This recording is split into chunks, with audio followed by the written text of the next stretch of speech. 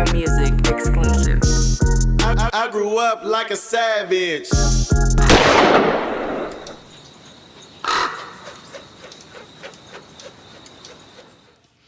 One, two, 1, 2. You now rocking with the No Vultures podcast. You got me, myself, Laura Rab. You got OG Quik going away on a vacation. Free OG Quik. And today we got a very, very, very, very special guest. Now, this guy is arguably one of the youngest faces to ever hit the scene during the East Coast, West Coast beef, during the Death Row Bad Boy shit. And a lot of times until people sit down and do interviews, we don't know their age. We think they grown men, you know what I'm saying, or grown women. And this guy has been on arguably one of the greatest albums of all time. Wow, yes, sir. By one of the best, in my opinion, the best artists of all time. And you might have heard him on, you know, songs like Toss It Up, I Ain't Mad at You, What's Your Phone Number? Yeah.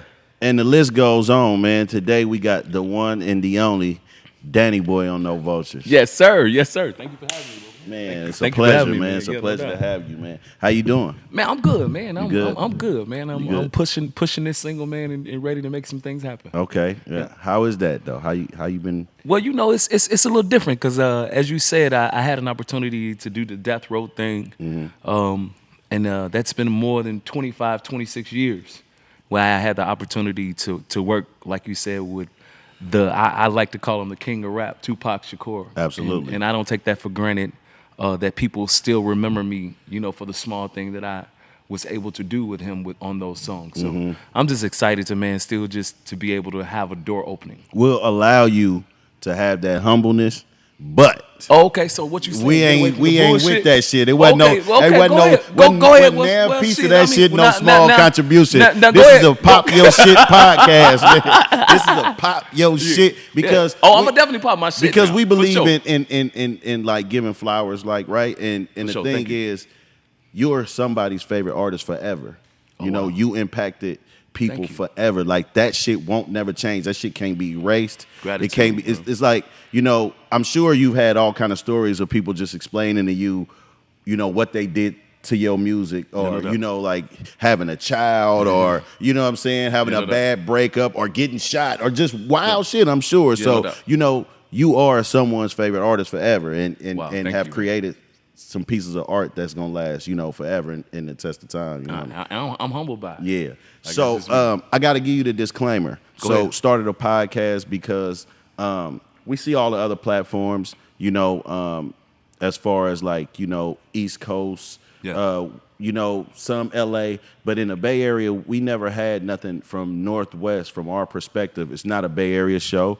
It's not a hip hop show. Right. It's a culture show. Nice. So all things culture, all things us. Yes. You know what I'm saying? And that's including, you know, different races, different sexes. It's no gender, it's no race on it. It's just us. Whatever's our culture, that's what we fuck with, right? Kudos to that too. That's and so we don't want just DannyBoy on here because, you know, there was a controversy. Yes, DannyBoy had a fight at the supermarket. Let's try to get in contact with him. We're just happy to have a legend. Sit down. Thank you, man. You know what I'm saying? Thank you. Yes, sir, bro. So I want to talk about the beginning because really it's not a lot out there, right, about you, but born and raised in Chicago? Born and raised, west side of Chicago, man. I moved to L.A. when I was about 15. Damn, that's crazy. And so when you was coming up in Chicago, right, I like to ask people, you was in the Austin neighborhood, right? I was. Damn, man, you got it. Y'all got me at that.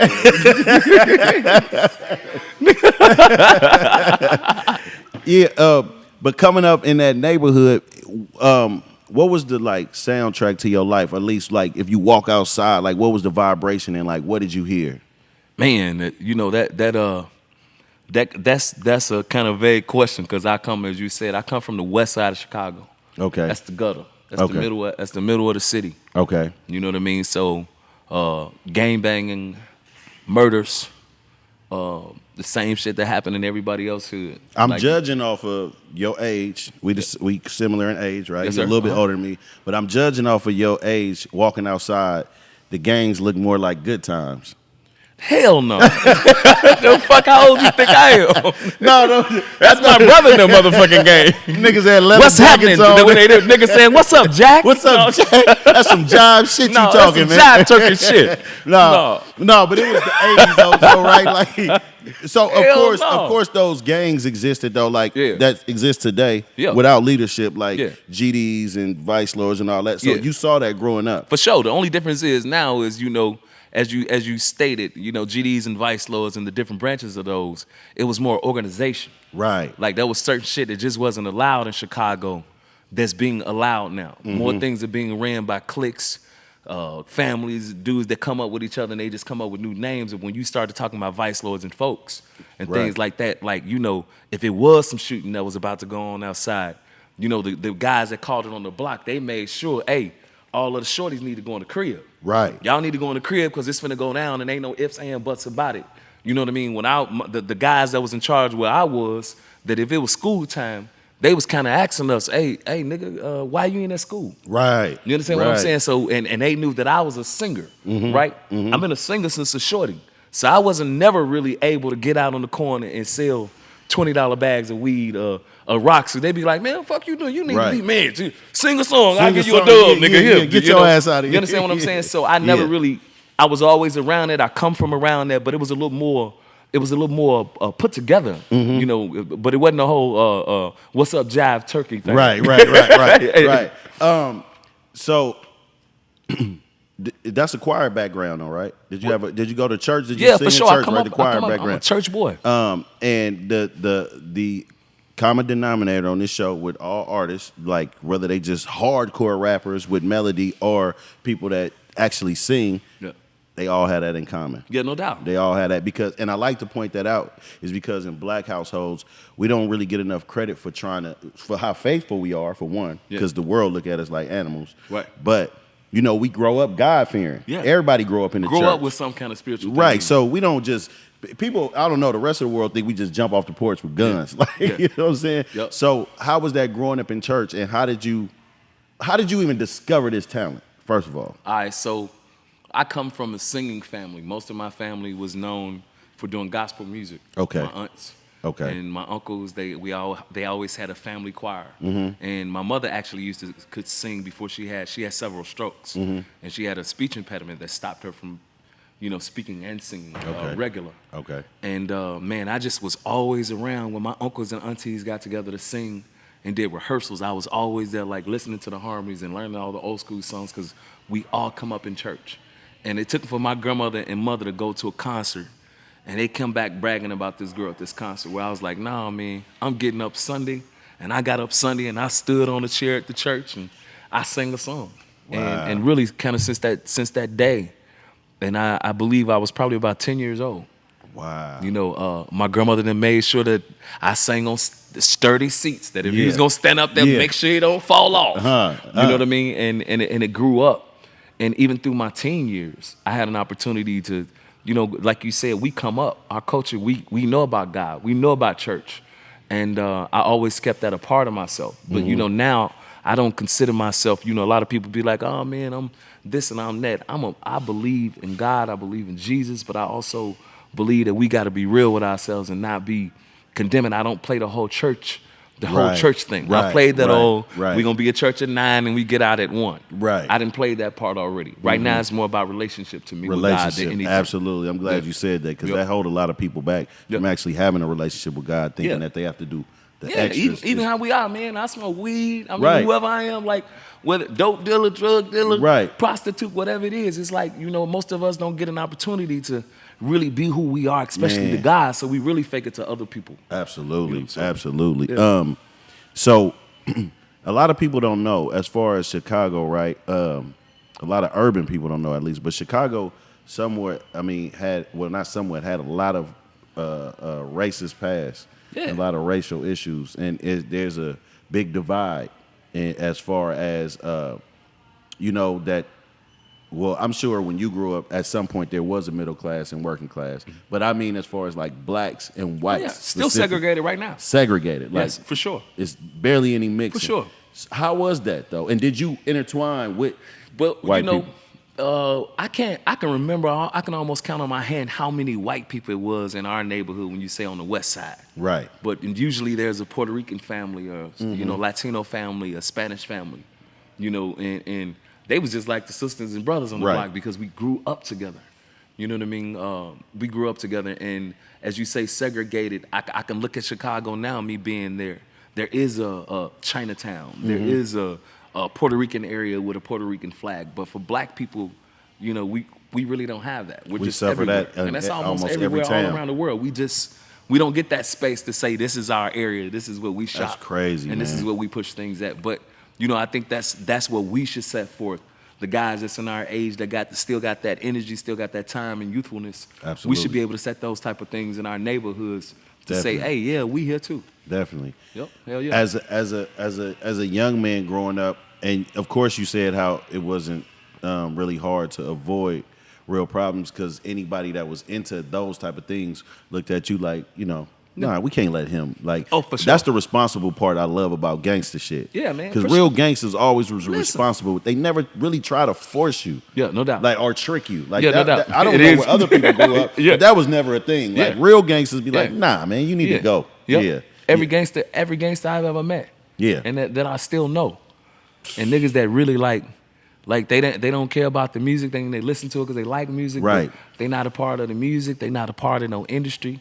They like if they have to kill somebody tomorrow, that's what they'll do. Yeah. But one thing that I've always had, out of knowing those guys, they'd be like, man, no, man, you got the gift. You got it. And that's Yeah. amazing. Yeah. You know what I mean? Not just with the killer. I'm just saying with anybody. Yeah. My old man, I can remember my dad because he was born 1926 on Christmas. Wow. He was an old man. Wow. And I didn't understand how my old man, he did construction. But my old man would hang around firemen. He would hang around police. He would hang around lawyers. And then I would go back home when, after doing the death row thing, and he'd be on the corner around a garbage can hanging with homeless men. Yeah. Just chilling with them and drinking beers. Right. And that showed me something. I used to always wonder what it was. And when I got older, he always explained to me, you got to learn how to kick it with everybody. True. You gonna get something from everybody, man. True. So True. yeah. That's dope. No doubt. Like, how was your teenage years and growing up with your peers? Like, because being a singer, like, growing up in the 80s, hip-hop was flourishing. It was growing, and it was spreading rapid. Break dancing, graffiti, just all the elements of, like, hip-hop. So actually singing, was there any other people you had that in common with? Like, friends, like peers? So, like you said, the 80s, it was more of the breakdancing, more of my sister and brothers, and I kind of remember those things. The 90s, for me in Chicago, was more, crucial conflict. Is that when you started the committee? Yeah. Yeah. Yeah. Funny, man. Yeah, that's right around that time. Yeah. Crucial conflict and Twister. Twister. You know what I mean? And R. Kelly career was, like really kind of like steaming off. I remember doing talent shows where R. Kelly was in public announcement was together. as a Public group. announcement, yeah. So that kind of music, man, is what we come up under. That's what we get our bread Did from. you have that exposure to, like, George and Regina Daniels? Yes, sir. Yeah. Yeah, man. That's Yeah. what. Yeah, man. Yeah, Yeah. for sure. Shout out to them, man. George and Regina Daniels was a big breaking point for every artist that came through the city of Chicago. Because George Daniels, if you were out to do a meet and greet and you were trying to push a record, Right. you had to go to George's music room. Absolutely. To do that on the west side, and lines would be packed up all around the corner. Thousands of people waiting to meet. Everybody from Janet Jackson to the Fat Boys. Anybody you can think of. Yeah. He brought them to that town. Yeah, And that's super I dope. appreciate knowing them because they always gave me that in, like when I did something to make sure that people knew what I was That's doing. dope. I think every city should have that and even now it's less now because of the way music is consumed. Yeah. But we still need those places. We still need those hubs. Yeah, Even- because how you meet people. how do you meet people? I appreciate bro for Right. opening up this place. Right. You know what I mean? To do a meet and greet Absolutely. because how else will we get to our people? Man. Because there isn't any more places. Man, and I appreciate you from coming from the old era and still have the energy to do this still. Thank you, and no doubt, man. Want to meet people because Yeah. this shit get hard. You know what I'm does. saying? The industry burn you out. Yeah, So it does. from being a teenager and doing music, like how does a young Danny Stewart, Yeah. how does a young Danny Stewart get from Chicago to LA? So as a young DannyBoy steward, I went with an independent company. Okay. You know, Shorty Capone, he had a company by the name of Raw Dope. He was shopping a deal. We were out to shop the deal for a group called Fuski and Crucial Conflict. They had a deal meeting later that day. I had a deal meeting later that day. We stopped by Interscope. And as we were sitting in the office, you know, Suge Knight walked into Interscope. Okay. And Shorty started hollering at him, and, you know, he told them, oh, yeah, I'm going to take my boy over to Scotty Brothers or Warner Brothers, and they got a meeting for him. He going to do a showcase for him. And Suge looked at me, he like, man, bust something. He thought I rapped. Right. You know what I mean? I started singing. He was like, shit, hold on, little homie. Hold on. He ran out the room. He come back in, and he got this little short white man with him. Yeah. You know what I mean? I didn't know who the white man was. And he say, hey, bust that shit again. Yeah. So I sang again, and immediately he just started throwing numbers at Shorty. Man, I want him. I'll give you da-da-da-da-da-da. Wow. Da-da-da-da-da. And that was Jimmy Iovine that he bought in the room. Wow. Yeah. So just getting there and getting the permission from your parents. Yeah. How was that? So my mom was always kind of sickly. Okay. You know what I mean? She had suffered from the strokes, and at this time she was going through a lot of open heart surgeries and triple bypasses and things like that.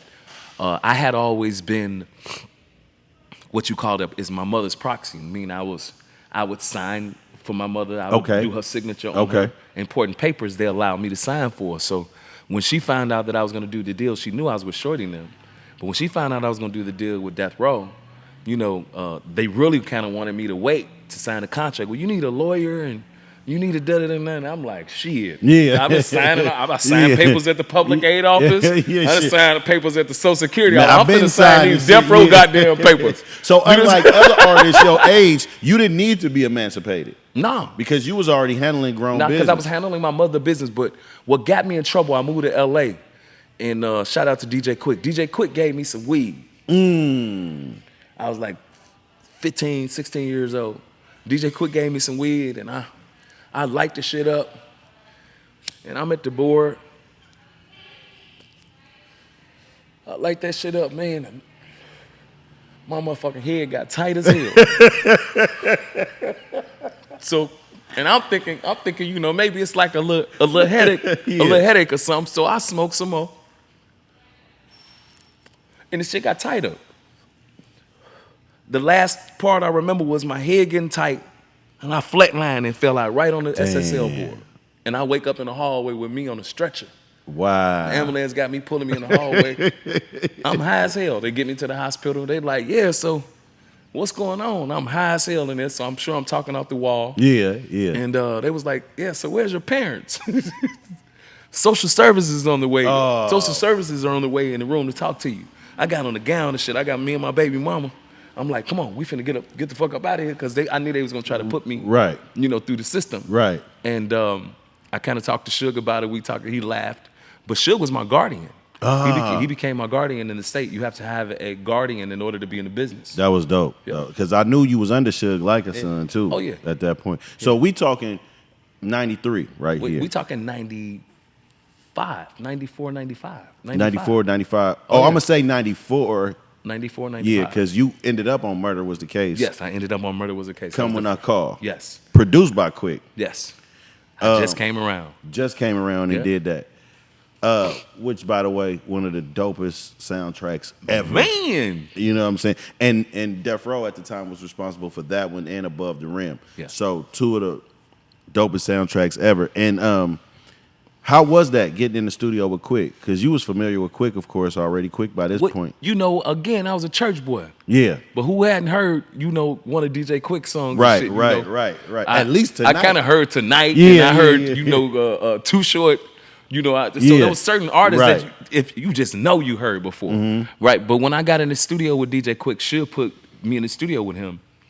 Quik instantly took me under his wings, and he put him in charge of recording my records. So I spent a lot of days in the studio with Quik pulling the albums together. And I know Quik was one of the people you was as tightest with. Man, that dude, Dr. Dre, to me. Yeah. You know what I'm saying? Like that's the teacher. If Dr. Dre is the doctor, he's the surgeon.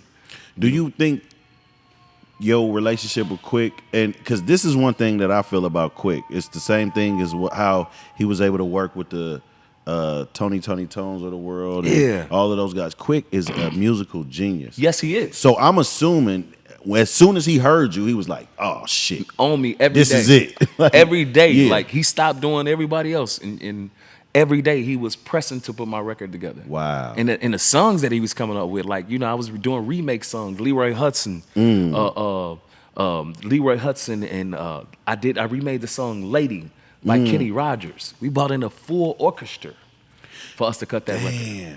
Yeah, and that was things that DJ Quik was doing. Quik the man. Amazing. And you know what's crazy is, I was telling somebody this the other day, an artist by the name of Jane Hancock. She signed to Death Row right now. But I was telling her that I didn't realize how many of the older songs was covers. Like all of fucking Luther Vandross hits. No doubt. It's us old songs. Yeah. Right? And then I started thinking about the Miseducation of Lauryn Hill. I'm like, shit. Wow.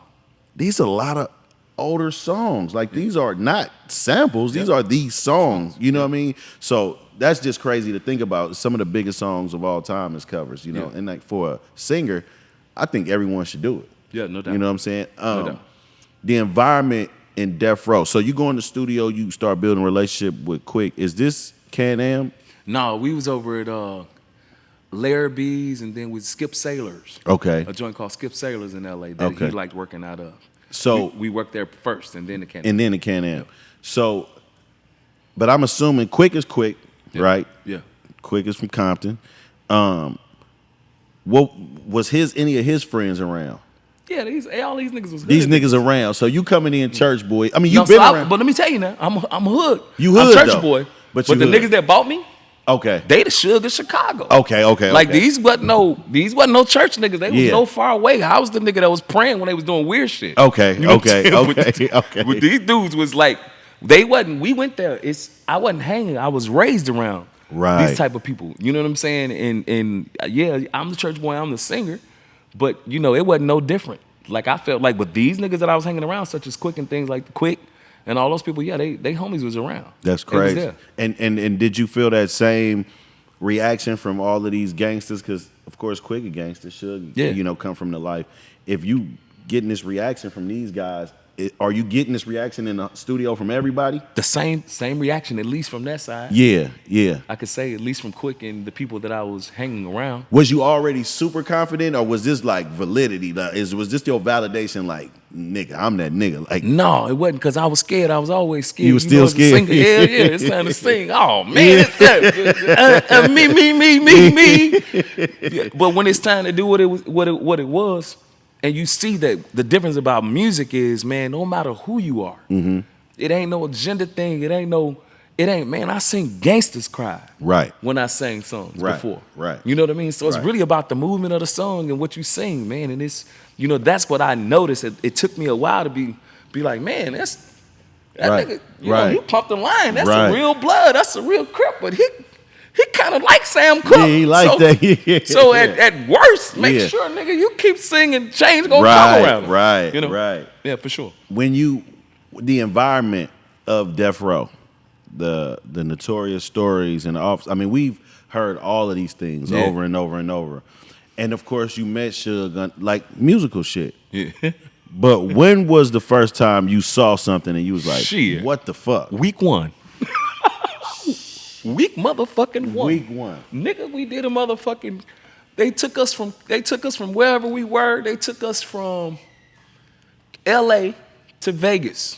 Okay. Live show. They finna do a show. They doing a live recording of an award ceremony.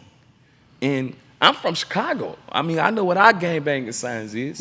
But for somehow at this show, while they filming, and it's people, it's like Lionel Richie and all kinds of motherfuckers in the audience. I'm looking around like, damn, that's Stevie Wonder. Yeah. So we walking up, and the guy's up there, and he did, whatever he did, and put this sign up, and one of Suge's homies walk up on the stage and knocked him completely out. Shit. I'm looking around like, the fuck I done got involved in. This ain't church. Right. Stay all blue. I'm just trying to stay racked up like you. Put an 8 in a 1 and do magic. Tryna stretch hair on like elastic. Eco-friendly drug dealer, I don't waste no plastic. Use all four corners of that baggie. All I ever wanted was a bankroll. So I pull up on Champ before the bank close. Say no to stank hoes and stank clothes. No paramedic pimpin', nigga, we don't save hoes. Yeah, rest in peace to Lil' M.